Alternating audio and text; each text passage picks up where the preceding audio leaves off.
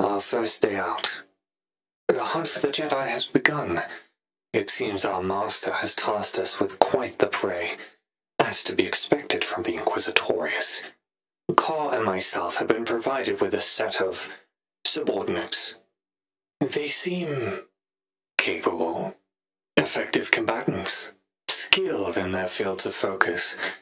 But the clone trooper, he in particular may require some reminding on what it means to be Sith. To prioritize another, yet alone as scarcely wounded in the field of battle, he is not there to tend to the wounds of his colleagues, he is there to tend to us. When blast of fire erupts and sabers are drawn, I expect him to be at our every beck and call, and if he forgets it again, he will have a taste of the dark side. Well, I suppose he should just be thankful it wasn't Core, if he turned away aid from my tall friend. Well, you know what they say about upsetting a Wookiee. It just so happens to forego mentioning what happens when the Wookiees are Sith. Honestly, for the sake of their own safety, I hope our newfound associates learn quickly. I will keep them intact so long as it furthers the interests of myself, of my master, and of the Empire. But should they learn to prioritize colleagues or siblings, I won't hesitate to remind them. Still, we must be careful. Our training is far from complete, and they are competent warriors. I must remain prepared. I'll forego my training in the Force for the time being, and focus on my martial qualities, should the scope of Order 66 broaden to the Sith. I will not make the same mistake my Jedi Master did. I will watch over my shoulder. Treachery. To think they would betray their own, betray their loyalties. There is no greater cowardice than this. Officer Ankor's efforts to thwart the invasion of Tatooine have been met in kind, but he was just a pawn. The corruption runs deeper. A commander, a would-be loyalist leader of the 657th Legion. To think.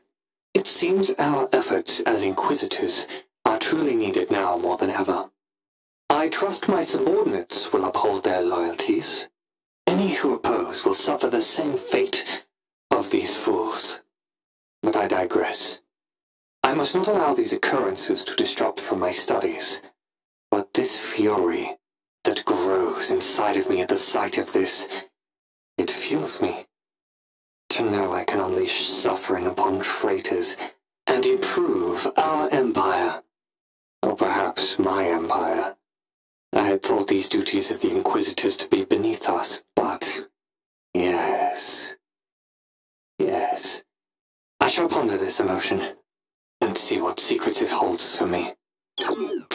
Grand Inquisitor. It does have a nice ring to it.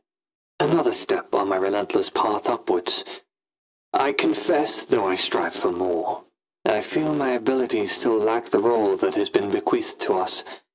I do not doubt Core's fury, and I do not doubt my guile, but I know we still do not appear as the stories would have our Mandalorian and clone subordinates believe. They have seen the Jedi in action. They know we are not equals. Not yet. I digress. We have far more significant problems at hand. The traitor was a droid. A Federation BX commando unit. This level of infiltration. When was Roxanne replaced? Days, weeks, months? I had thought before to withhold knowledge of this treachery for all but the highest commanders, to avoid a widespread panic. But this revelation, I am hesitant to even inform the highest ranking in charge. It could be pandemonium, were they to doubt their own peers on the eve of invasion. The attack must proceed unhindered. We will lay waste to Tatooine. We will find Wasai's Padawan, and perhaps we will open his eyes. What position am I to achieve that? I could not sense the disturbance of Church seizing power. I could not sense that metal husk before me. And I feel doubt where I should taste ambition. I allowed my judgment to be clouded with visions of torture and vengeance. I have neglected my other studies. No longer. What is he planning? I thought I understood his schemes. Now our master sends this girl, this child of the Sith, who is every bit our equal, and more. The audacity to call us Grand Inquisitors, throwing commands, demanding obedience from this Essa. She is a better Sith than we are.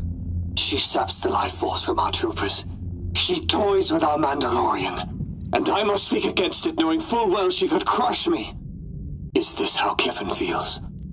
Speaking his righteousness to one of grossly superior power. But he does not have the rank to do so. It is expected of him to lower his head and kneel. But we are Sith. We are the Grand Inquisitors, and we do not kneel.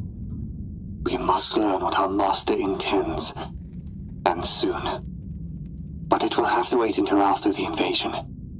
Perhaps subjugating Wasai's Padawan will be a sufficient first step. To have a student is to understand his perspective. To think that this makes no mention of my shortcomings. Even without this Inquisitor Essa, I failed to anticipate Judge Bao's power grab. The droids right in front of me, the disturbances in the Force, and I felt care for our Mandalorian. I should have focused on the offensive. What use a fallen Mandalorian? But I chose to throw her to safety. If Kor fell, I would be one step closer to dominating the galaxy. If the Mandalorians perished, I would hire more. If the Sergeant Major were disgraced, I would be short one insubordinate tank brat. And yet, I would hope none of this comes to pass. I must immerse myself deeper in the dark side. Make it make sense. It is a beautiful thing, really, when all the pieces of a puzzle fall into place. Essa is no more a threat to us than a blasted turbo laser. Wanton destruction, thoughtless without guidance. We will use her well. That blood of our master. A child. To think. Now I had thought our master incapable of love. Of all the passions a Sith could pursue. Then again, love does not necessarily play a role in this. Just another means to an end. Like myself and Kor. I will maintain my focus on the invasion. There is no time to study. We must be full of mind and prepared for warfare. Didn't think I actually fit her.